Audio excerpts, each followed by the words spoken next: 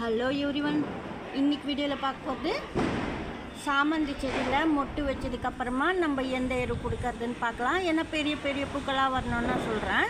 வீடியோக்குள்ளே போகிறதுக்கு முன்னாடி புதுசாக பார்க்குறவங்க நம்ம சேனலை சப்ஸ்கிரைப் பண்ணிக்கோங்க. வாங்க வீடியோக்குள்ளே போகலாம். இந்த செடி பாருங்கள், சாமந்தி செடி. இது நான் ஏற்கனவே குழம்பு, சாப்பாடு, காய்கறி வேஸ்டெல்லாம் போட்டு நட்டமே அந்த பிளான்ட்டு தான். கம்போஸ்ட் மண்ணை ரெடி பண்ணிவிட்டு நம்ம நட்ட பிளான்ட் இது. ஏற்கனவே நம்ம சொல்லின்னு இருக்கோம் அடிக்கடி. இப்போ இந்த மண்ணிலே பாருங்கள், கட்டிங்ஸ் எல்லாம் கொஞ்சம் வச்சுருக்கிறேன். பிரான்ச்சஸ்லாம், இந்த பிரான்ச்சஸ்லாம் கூட கொஞ்சம் வச்சுருக்கிறேன். வெள்ளை சம்மந்தி, எல்லோ அதெல்லாம். ஏன்னா சாயில் கரெக்டாக இருந்தால் நல்லா ரெய்னி சீசனில் நம்ம வச்சா சீக்கிரமாக பதியமாயிடும் செடி. அதுக்காக சொல்கிறேன் நான்.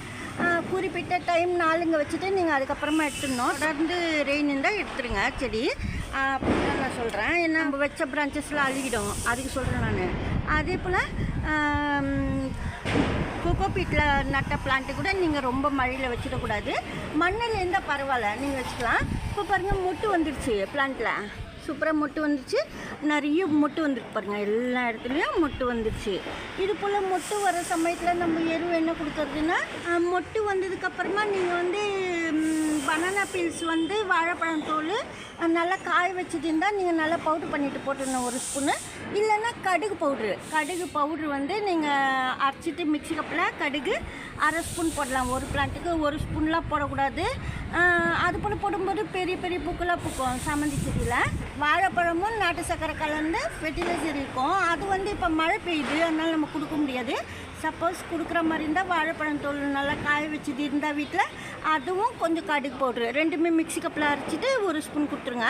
அதாவது பெரிய பாட்டுக்கு தான் ஒரு ஸ்பூன் போடணும், சின்ன பாட்டுக்கெல்லாம் அரை ஸ்பூன் போடுவேன் நான். இதுவே சின்ன பாட்டு தான், அரை ஸ்பூன் தான் போடுவேன்.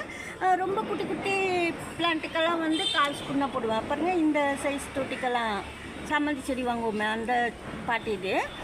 இதெல்லாம் பதியம் பண்ணதான் பாருங்கள், சூப்பராக இருக்குது. நம்ம கொஞ்சம் கொஞ்சமாக ஃபெர்டிலைசர் கொடுக்கும்போது நல்லது, செடிக்கு எதுவும் செய்யாது. பெரிய பூக்கள் பூக்கணும் மட்டும் வந்துக்கப்புறம்னா நான் சொல்கிறதெல்லாம் செஞ்சு கொடுத்திங்கன்னா சாமந்தி செடியில் நல்ல பெரிய பெரிய பூக்களாக இருக்கும். இந்த வீடியோவில் தான் பிடிச்சிருந்தா லைக் பண்ணுங்கள். நன்றி, தேங்க்யூ.